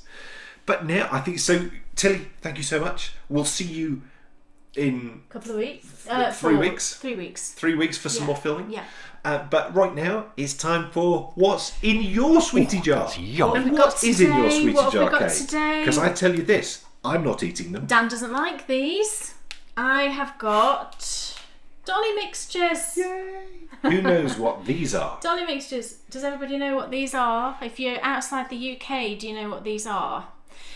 Now, you get inside, you get, as it says, the description is an assortment of multicoloured candy and jelly sweets. And you get some of the jellies are always kind of this sort of pyramid-y sort of shape. And that's just a jelly with like sugar on. And then you also get these. Can you see? They're all like pretty colours. Some are round, some are square. Where's the other one? What other ones? These ones. Which ones are they? Oh yeah, the cubes. They're Bryony's favourite. Yes. But they're all these pretty colours. If I hold them out, I don't know if I can show you. There you go. Now, I have no idea about the history of Dolly mixtures, but I have a feeling they're very old. I think so too, and they're a very old sort of traditional children's sweet, these. And the texture is, I don't know how I'd describe it. It's not a foam. Can you sort of see inside? It's not a foam at all. And it's not a hard sweet, it is soft. I don't quite know how to describe it. It's very sweet and they all kind of taste similar, I've got to say. The one I really don't like is this one. And it's kind of like a chocolatey sort of flavour, and I don't like chocolate flavoured things. But they're very nice, and children in particular I think go nuts for them because they're all pretty colours and... I never went nuts for them. Oh, I mean, I quite like them and Bryony likes them. What I mean is, even when I was a kid, I wasn't interested. Maybe it's more of a girl thing. Maybe it is. Dolly mixtures, because of the name as well, isn't it? I don't think they taste of anything. They're just kind of sweet. Yeah. I'd prefer to eat They do have a flavour. That one was orangey. Right. I prefer things that have a bit more about them. going on. But yeah, these square ones are Bryony's favourite. My sort of feeling on them is that they're very, very English. Yes. Please tell us if we're wrong. Tell us if they're everywhere and you've had them since you were 5. Yeah, I think they're very English sweet. Yeah. And also, I think that I could imagine it being 1940 and going down the sweet shop and getting a quarter of Dolly mixtures. I think so too. Which, makes them more interesting to me. That they're so that's a little the bit historical. Sweet of the week. It's the sweet of the week. Please go and try some, and please let us know what you think. I'd be interested to know what you think. If you've got, small grandchildren, I think in particular they would love them. They're very different to anything we've shown. Probably ever, actually. Yeah. Yeah. So. And well worth a try if they're in your vicinity. If you haven't tried them. I do think it's always interesting to find out what you can get where and what you can't get where. It was super interesting to me to find that the Terry's chocolate orange, or a derivative of the Terry's chocolate orange, is all over the world. Yeah. And I think it's so important for all you guys that went out and tried them. I mean, the reason why that's so amazing to me is when I was growing up, they were made in one factory, and that factory was in York, where I grew up, and Terry's I used to smell them. Yeah. And we drove by it, and we looked across, and it's been vacant now, and it was for sale. So sad, really, isn't it? Really, really sad. But, another part of it is great in that the Terry's brand is out there, and the chocolate orange, which was, available only really in this country, really only in York initially, has now gone everywhere, which is just so great. Yeah. So that's what's in our sweetie jar. Yep. I think we should find out what's off your needles. Well, it was very nearly a 0. And I finished these at 6 o'clock this morning. I was up very early this morning. But I finished my fondant fibre socks. Deb, I finished them. If you're watching, they're all done and I love them. And here they are. Ta-da! Aren't they lovely? Look at that. Isn't the yarn just beautiful? And I've got quite a lot left. Here's my 2 amounts. Look, I've got a fair amount left. So these, I mean, it'll go into my blankets is the first thing that'll happen, and then I'm not sure. I kind of want to knit maybe little hearts or something, or use them for a tiny little toy, or I'm not sure yet. I'm having a think. But it's the fondant fibre Laura's frock, and she did put some kits into a shop. I think they might have all sold now, I'm not sure, but she made some bags in a similar fabric to mine, along the lines of the sort of Little House on the Prairie, and she put some options for either one skein or 2 skeins of yarn with it. So I know that some of you now will have ordered this, but it's super beautiful, and I love the finished object. I haven't washed these at all because, like I said, I just finished them very early this morning. But I think they've just come out so pretty. I love the way that the yarn is all speckly and beautiful. So I'm super happy with those and really pleased to get them finished. So that's my lovely finished object. Wonderful. Thank you. We were thinking about our podcast anniversary for this year, which is amazingly, it is the episode before our 50th episode. All right. And it just would be too much of a fudge to say that the 50th episode was our podcast anniversary, because it clearly isn't. No. Because it's like 2 weeks after, and the other one is like a few days before. And I was thinking, it'd be interesting to find out what people might like, but I was thinking what would be cool would be if we did a very special favourite places to knit. When we first started doing favourite places to knit, it was not like it is now, as I'm sure any of you will remember. If you can't remember, go back to episode 2 or 3. I think it was 2. 2 was when we started, but 2, 3, 4, 5, and have a look at those early ones.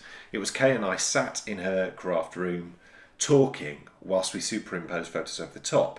So what that means is our favourite place to knit, which is Jervo Abbey, we've never properly done. So my thought was, why don't we, for our podcast anniversary this year, go and do a very special episode? In fact, why don't we do the whole episode from there? Oh, we couldn't do that. No, but we could go without Bridie. We could go. Oh, well, that's true, we could. It's not that far, is it? That might be quite fun. Oh, well, maybe we'll do. Let us know what you think, because what we could do is we could go there, because there's loos. And there's always have to make sure there's a loo. There's everything there that you need. There's a cafe, we could take a picnic anyway, couldn't we? We've never done a proper favourite place to knit there. So at the very least, I thought that would be cool. Yeah, but if you have a favourite place to knit that we didn't properly do before, that you would maybe like us to go revisit, just as a one-off. We're not into revisiting places. That's not what we do, because there's so much to go at. Yeah. But it was literally because Jervo has always been and always will be our favourite place to knit. Would you like it if we went there and did it? If you wouldn't, then also just say no, and then we won't. I don't want to see that again. See that? But perhaps if we went and did the whole show from there, that would be... It'd be interesting, wouldn't it? That would be extremely interesting. Yeah. So anyway, that was the idea, and that is episode 49 is our podcast anniversary. Cool. But it's now time to find out what's on your TV. Oh, gosh. Okay, what is on your TV? What have we been watching? Yes. Well, we've been watching the past few nights a series with Kiefer Sutherland in it, and it's called Touch. I don't know if anybody's seen it out there. Well, they have, because they recommended it on two or three people recommended it on the What's on Your TV thread. Right, and we are enjoying it. I think we've watched 3 now, have we? And basically, Kiefer Sutherland he plays a character whose wife was killed in the World Trade Center attacks, and he's got a 10-year-old boy, almost 11, who's incredibly autistic. He's never spoken a single word. He communicates through numbers. Basically, he just sits and writes numbers out all day, doesn't he? Yeah.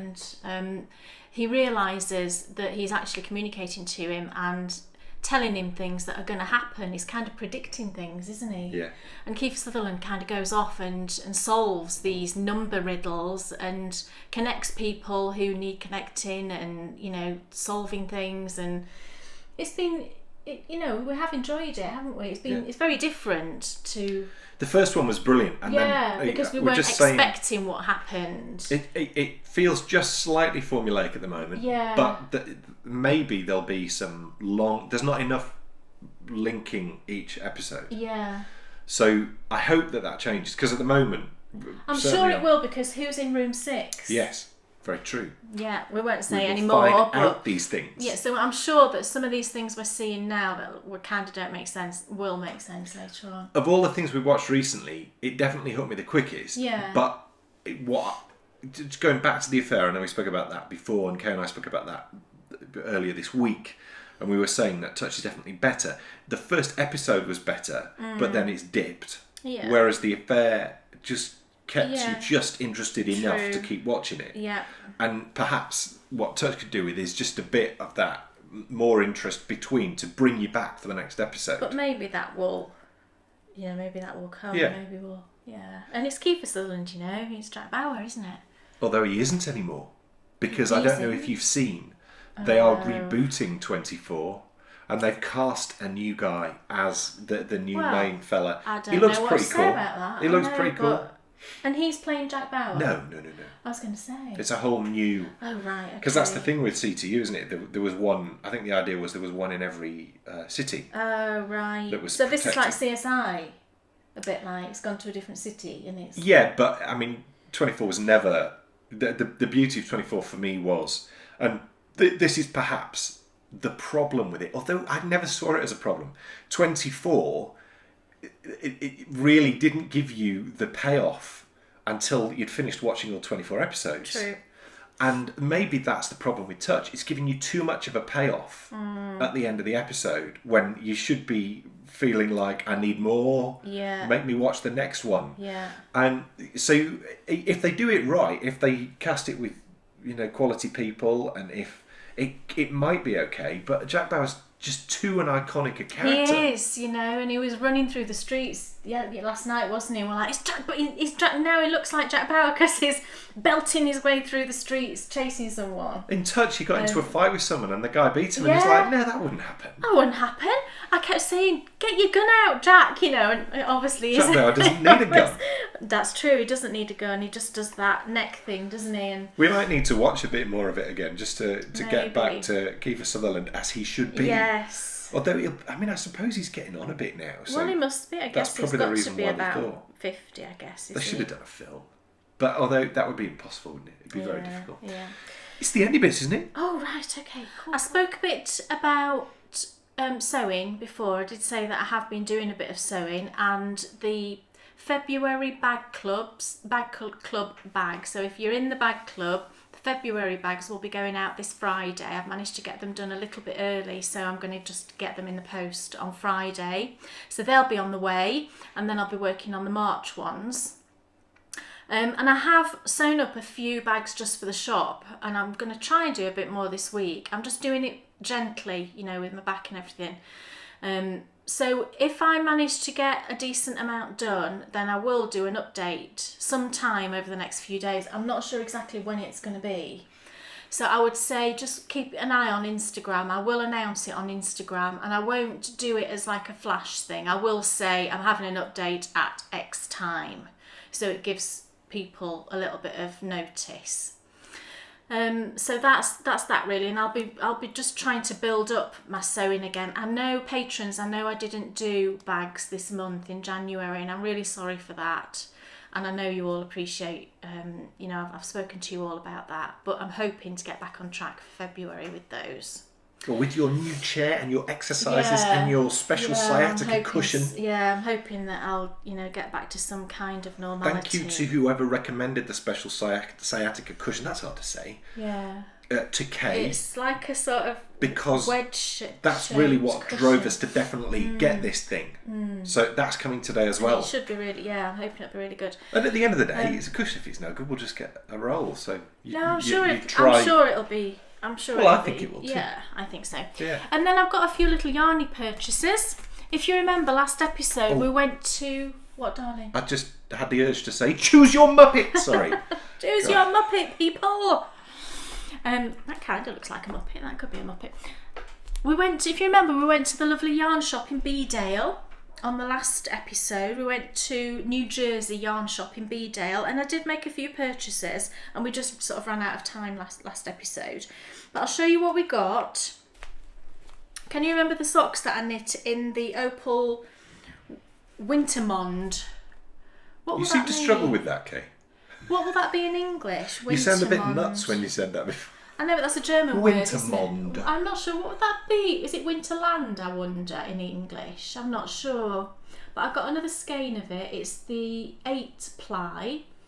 And this colourway is... Wasn't cheap, was it? Well, it's £10.85, but it's a DK weight, so it's 150 grams. I can't remember. It's Sonnenwend. I can't remember, I'm sorry, what that actually is in English, but that's the colourway. Sonnenwend. I know you don't. I'm no good with accents, and I don't try and put on an accent. But when you do, you normally sound like an Indian. I do. It's true. All my accents just make me sound like I'm in India. So it's this beautiful purples and blues and golds, really lovely. So we got that one. And then I also picked up this one because I thought these would be good for Dan to knit with. And it's similar to the opal I've just shown you. It's Regia Igloo Colour. And this one is 08987. And it's beautiful. Can you see it? Oh, isn't it lovely? I think it's really nice. And it shows you how it kind of knits up. There, look. Can you see they've done a hat and mittens in it? Really nice. So, I mean, Dan might be knitting in that one. So we got that. And then I saw this sock yarn. I thought, oh, that's worth a try. It's an Italian one. And this is fingering weight. And is that Ciao? Do you say Ciao? Yes, Ciao. Yeah. Ciao, Bella. And it's this one, Mondial Ciao. And it's superwash. You going somewhere? I think it's 75.25. Yes, 75.25. And the colourway See, that's is more like it. £7.95. £7.95, which is pretty good. Colourway number 241, and it's just these beautiful, you can see the colours there, it's just really fun pinks and blues and yellows and purples, and I think that'll make great socks. And I did knit a square into my blanket straight away. It's really nice to knit with. So those were the ones that we got from the lovely yarn shop. And then I got a package. Was it last week I got this? Yeah. A lovely package from Amber, and Amber sent me, oh gosh, I've been sleeping with this under my pillow. She sent I wondered what that was. She sent me a whole skein of little bunny foo-foo, no makers. And I am going to knit a bunny in this, but I'm also going to knit the elephant from Susan Claudino Bugle, the baby elephant that's out on Monday. I'm going to knit a little bunny foo-foo baby elephant. Then the last thing, when I ordered from Blacker for the yarn for my shawl, I wanted to give this yarn a try because it's intrigued me I think it came out last year sometime. And it's the Lyonesse, Blacker Lyonesse, and it's pure wool with linen. 4-ply, and it's 50% Falklands wool, 50% linen. Comes in 50 gram skeins, 190 yards, and I got these 3 colours. And I'll show you the colours, and then I'll show you the yarn. Can you see? Oh, isn't it lovely?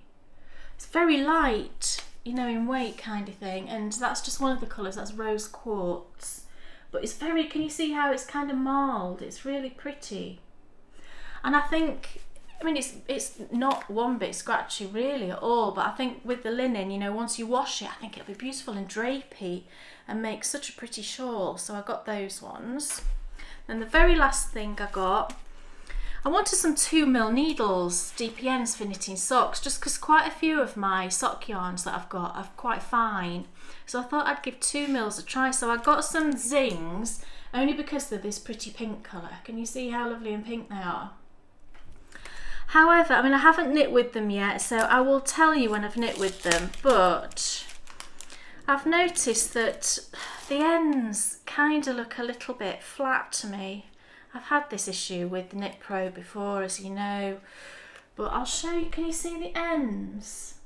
They all look a little bit flat. I don't mind a blunter tip. It's not that, you know, it's not that so much. It's just that it looks like they've gone like that straight across them. They're not as tapered. That end isn't quite so bad.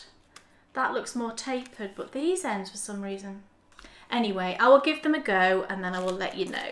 But they were pink, so I had to get them. The Cozy Toesies knit along finishes on the 31st of January, which is Sunday. I will close the thread on Monday, the 1st, and we will draw for winners on the next episode. Because there's been at the moment we've got over 350 entries in the FO thread. Cool. Amazing.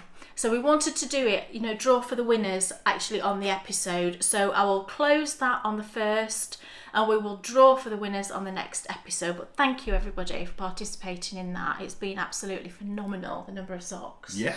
Yes. Great. And that's my very last thing. Good. Okay, we'll Yes. see you in 2 weeks for episode 43. Yeah. When we are James Herriot country exploring. I was going to do the music, but I'm not allowed. Well, I think you possibly would have got away with it. So take it away. Is it? No, don't. I was going to do it. It won't let me do it. It's so mean, isn't he? So yes, I hope you have a great couple of weeks. And Yeah. choose your Muppet. Choose your Muppet, people. Come on. I hope you think this is fun. Let's have some fun, shall we? I think we 2016 is the year of fun. We all deserve some fun. We do. Yes. This year, live your life like a Muppet. I want everyone to say this year, have you seen that Obi-Wan knitter? He's a complete Muppet. We all know that anyway, don't we? See you in 2 weeks. Bye.